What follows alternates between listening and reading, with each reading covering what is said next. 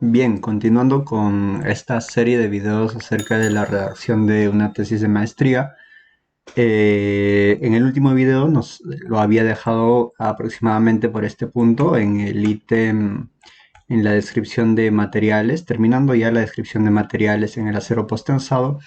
Y una característica que puedo mencionarles para cualquier tipo de tesis es, por ejemplo, si es que no existe incluso si existe ya una descripción de algunos tipos en lo que sea que estén realizando en la tesis, pueden añadir una descripción personal de los tipos de sistemas estructurales, materiales o alguna categoría que no se haya realizado, o incluso, como les digo, si ya existe, volver a hacerlo.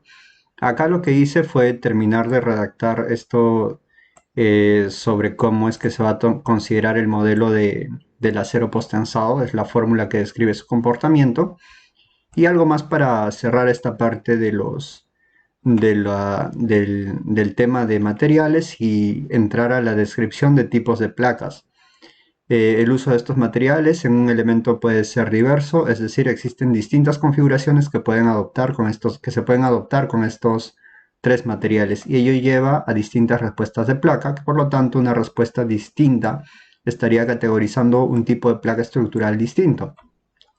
Dentro de la bibliografía revisada y lo descrito de autores del capítulo 1, se extraen tres tipos de placa que se describen en el siguiente ítem. Entonces, es un último párrafo, no es tan extenso, el cual da a pie al siguiente párrafo. Tipos de placas prefabricadas. Y antes de entrar en los tipos, ¿qué autores los han categorizado? Por ejemplo, acá.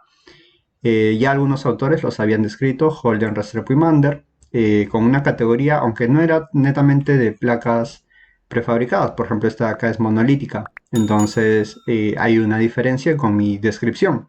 Yo sí voy a indicar placas prefabricadas emulativas que entrarían en este campo y serían los tres tipos de placas evaluadas netamente prefabricadas. Es decir, no es vaciado en la misma obra, sino que se lleva a la obra y simplemente se ensambla.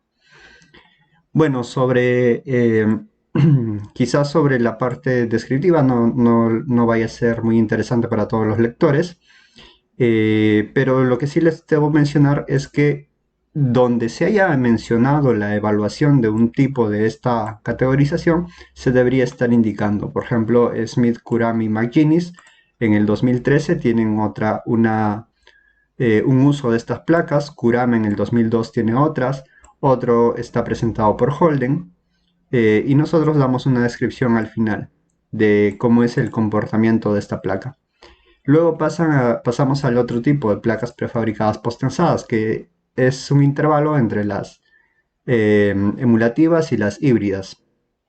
Bueno, también una breve descripción, quizá no parezca mucho, pero es que por el momento todavía no le he dado formato, que por lo general esto va a tener un formato de 1.5, entonces ya casi es una cara. Y este es el formato de 1.5. Esta semana no he podido redactar mucho porque he tenido otro trabajo adicional. Entonces, esto ha sido las redacciones que he hecho durante esta semana. Creo que el video anterior fue el 12 y este lo estoy haciendo el 15. Entonces ha sido alrededor de una, dos, tres, cuatro caras, que voy a contar imágenes en realidad, pero también van a estar siendo parte del documento. Acá, como les dije, todavía me falta darle formato y que dándole el espacio de 1.5 quizá llegue a unas 5 hojas. Que vean, en una semana que he estado bastante ocupado todavía, realizar, realizar 5 caras, una tesis normalmente puede tener entre 120.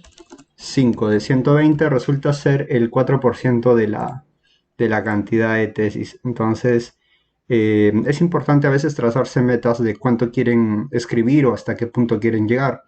Por ejemplo, para la siguiente semana espero terminar este ítem de los modelos Lattice-Truss, con lo cual estaríamos terminando el capítulo, el capítulo 2. Y ahí voy a buscar reunirme con mi asesor para poder discutir cómo va a ser el capítulo 3. ¿Ok? Siempre, si pueden, en lo posible, manténganlo al tanto al asesor para que no haya muchas modificaciones al final. Yo ahorita no he podido todavía presentarle esto, pero ya En cuanto lo presente, vamos a tener que realizar las correcciones y se las voy a mostrar. Una, una característica cuando vamos redactando es que no solamente va a ser mucho de los primeros capítulos, tiene que ser de otros autores y no hay problema en describir de dónde han sacado. A veces leo tesis y parece redacción de una persona en los primeros capítulos y luego los siguientes tres capítulos, los últimos dos capítulos resultan netamente del autor, de la persona que ha escrito la tesis, y es porque en muchas ocasiones simplemente la transcripción de otra tesis se hace notar. Entonces, siempre que coloquemos algo que hemos leído en otra parte, si lo colocamos tal cual está, hay que darle crédito al autor, ¿ok? Entonces, por ejemplo, si hay una idea que ha estado indicando, incluso otro autor, yo la parafraseo, pero indico dónde ha sido presentado para que el lector, si está interesado en lo que se está mencionando, pueda buscar al autor que va a estar en la bibliografía y dar mayor lectura.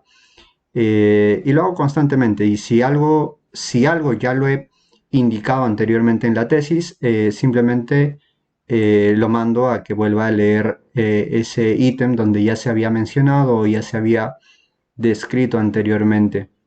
Lo mismo con normas. Si están trayendo una norma, hay que indicar en qué parte se ha colocado o la figura, a qué figura corresponde. Cada figura por lo general siempre va a ser llamado, puede ser, puede ser separado en figuras A, B o C para poder eh, darle una correcta interpretación. Acá quizás sea mejor todavía separar por figura 2.1 que pertenece al capítulo 2 y las primeras figuras en figuras 1.1, 1.2 para que los números no se hagan muy grandes. ¿Okay? Entonces, vamos a seguir con esta realización de la tesis y les agradecería una suscripción si es que están interesados en ver cómo termina toda esta redacción. ¿Ok? Y presentarles la sustentación finalmente. Hasta luego, muchas gracias.